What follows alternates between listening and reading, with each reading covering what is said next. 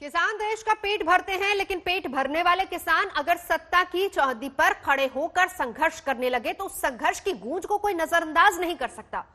किसान आंदोलन में बिल्कुल वही हो रहा है। पंजाब, हरियाणा समेत कई राज्यों के किसानों की मांग दिल्ली की सीमा पर अपने लिए इंसाफ को लेकर है, लेकिन लगे हाथ किसानों के सवाल पर सियासी तूफान भी मचा हुआ है।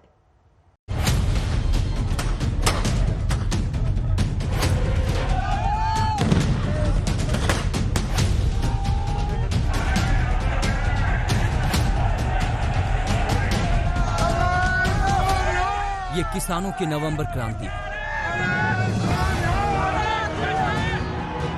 ये हक की वो आवाज है जो दिल्ली की फिजाओं में गूंजने को मचल रही है। ये आक्रोश की वो चिंगारी है जो ठंडे पानी की बौछारों से बुझती नहीं दिख रही। इन आंखों में बेबसी के वो आंसू हैं जो किसी आंसू गैस से धुलते नहीं दिख रहे। तो ये दिल्ली मार्च बता रहा है कि हल चलाने वाले किसान अपने खेती किसानी की मुश्किलों का हल निकालने के लिए किस हद तक बेचैन हो उठे हैं। 3 ऑर्डिनेंस पास किया, वो वापस कराने की है, वो वापस करवा के जाएंगे।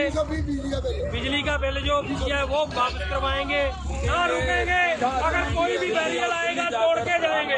ये एमएसपी रखना चाहते हैं तो फिर इसको संवैधानिक रूप क्यों नहीं दे करते?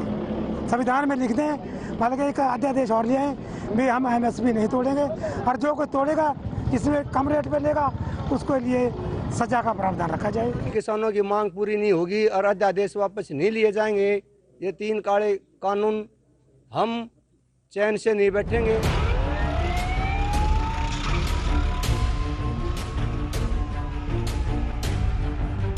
कौन है ये किसान? आखिर क्या है इनका दर्द, इनकी बेबसी, जिसने इन्हें अपने गांव से, खेत खलिहानों से उठकर दिल्ली दरबार तक आने के लिए मजबूर कर दिया? इनकी मासूमियत और आक्रोश का सीधा नाता है या इसके पीछे किसी की सियासत भी काम कर रही है? इन सारे सवालों का जवाब मिलेगा, लेकिन पहले आप देखिए कि सादगी, संतोष और अहिंसा में जीने वाला किसान जब बेताब होता है तो उसकी आग कैसे बड़े बड़े तंत्र को झुलसाने लगती है।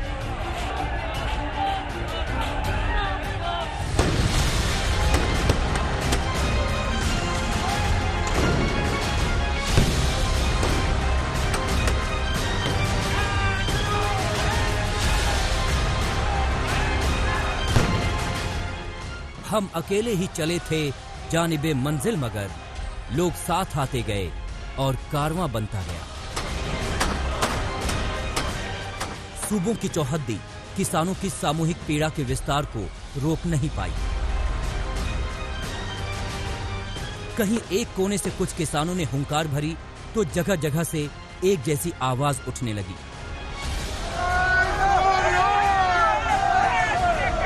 कहीं पंजाब में वायलेंस नहीं हुआ, इतना पीसफुली उनका आंदोलन चला, और वो पीसफुली हाईवे के ऊपर निकल के दिल्ली जाना चाहते हैं। आप अपनी कैपिटल के ऊपर जाके प्रोटेस्ट भी नहीं कर सकते, तो ये डेमोक्रेसी किस बात के लिए? हरियाणा सरकार ने रोकने का काम करा, उन पे आंसू गैस और पानी छोड़ने का काम करा। तो हमारी लड़ाई भारत सरकार से है, न कि किसी स्टेट से है। पहले पंजाब के किसानों ने कूच भरी, फिर हरियाणा के किसान जुट गए, फिर दिल्ली के किसान उसी रंग में रंगने लगे। उत्तर प्रदेश के किसानों ने देखा तो उनकी हुंकार से भी आंदोलन की तपिश बढ़ गई, और उधर राजस्थान के किसान भी कहने लगे कि इन आवाजों में हमारी भी आवाज शामिल है। दिल्ली अपने जहांगीरी घंटे के लिए मशहूर है, इंसाफ का जहांगीर घंटा। अपने लिए इंसाफ का घंटा बजाते हुए किसानों ने दिल्ली को हर तरफ से घेर लिया। हम लोगों को परेशान मत किया जाए, हम लोग जाएंगे जंतर मंतर पर आराम से बैठेंगे। अगर आप लोग बोलोगे फासला करके बैठे, हम लोग फासला करके बैठेंगे। अगर आप लोग मास्क लाके बोलोगे तो मास्क लाके बैठेंगे, लेकिन अभी आप लोग हमारे साथ झगड़ा मत करो। सरकार वैसे ड्रामा कर रही है, सरकार कोई उसका मन नहीं है। ये 3 तारीख को जुमला रखा हुआ है, ये पहले कर सकता था, ये 26 तारीख को जब हम इधर करना था प्रोटेस्ट। किसान अपने अनाज की कीमत चाहते हैं, ये पक्का करना चाहते हैं कि अधिकतम समर्थन मूल्य में चवन्नी की कमी न हो। उनको डर है कि उनके खून पसीने की कमाई की कीमत कोई और न खा जाए। जबकि प्रधानमंत्री मोदी कह चुके हैं कि उनके अन्नदाता के हितों से कोई समझौता नहीं हो सकता। एमएसपी को लेकर अफवाहें फैला रहे हैं। भाइयों और बहनों, ये एनडीए की ही सरकार है जिसने किसानों को लागत का 1.5 गुना एमएसपी देने की सिफारिश लागू की थी। इनके पास आज तक इसका जवाब नहीं है कि जब इनकी सरकार थी तब एमएसपी पर फैसला क्यों नहीं लिया।